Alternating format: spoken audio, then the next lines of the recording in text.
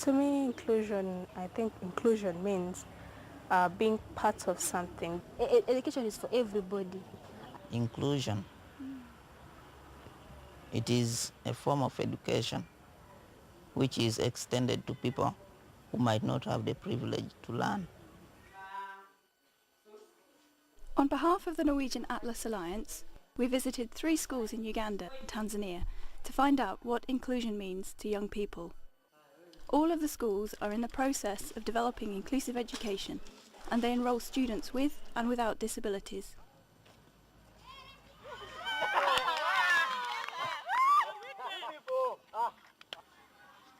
We used photography and drawing to help the students tell their stories. We asked them to take photographs or draw pictures of places in school that make them feel happy and places that make them feel unhappy. Ismail chose his dormitory as a happy place because that is where he spends time with his friends. Can you explain how your friends help you in the dormitory? Unaweza kumwambia vile marafiki zako wanakusaidia? Ndiyo. Yes. Wanakusaidiaje? Pengine nataka kuenda pahali wananionyesha njia. Sometimes I want to go somewhere, they show me the road and I continue moving. Au kama kuna kitu mbaya wananiambia. Or if there is something wrong going to happen or there is something bad, they hope and tell me. Hayo tu.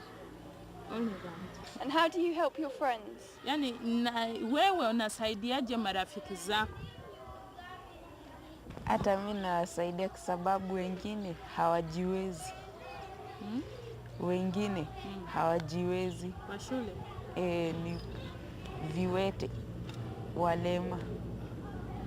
I also help some of my friends because they are physical disability. They have physical disability and I help. So what makes you happy about coming to school? What is that? Where I sleep. I can even read my books where I sleep because there is current. I can read seriously. I can be serious with my work. So that maybe I'm given homework tomorrow, I will be ready with my homework and I understand it well. Second,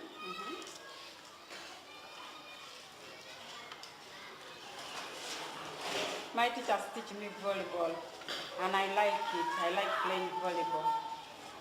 We play together with my friends.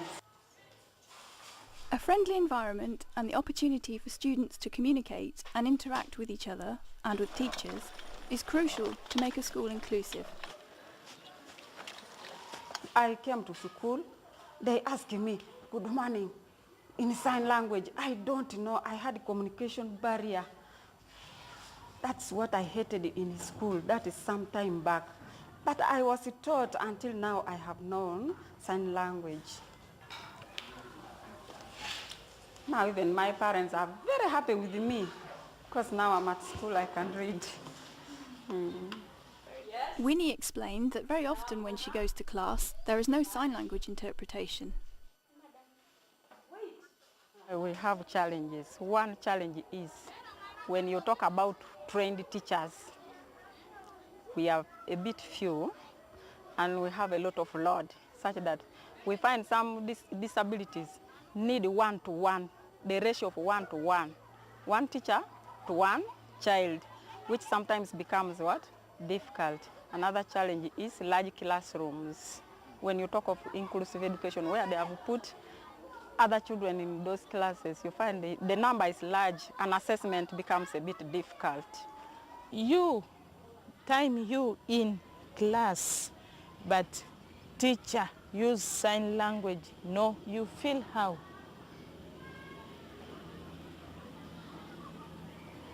I feel bad, but I just keep quiet. 2 to power times 2, that is the same as 2 to power 2 is 2 times 2. They only speak, but they only talk, teaching while speaking, but they don't use sign language. Resources like sign language interpretation and braille books are not the only things needed to make a school inclusive.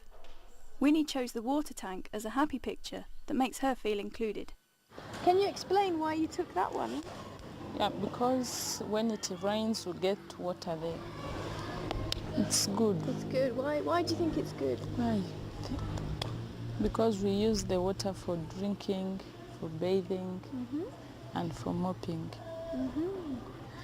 Like most of the times we don't have water or there is no rain, we go down to fetch water in our head. You have to go from school to fetch the water when there's no rain.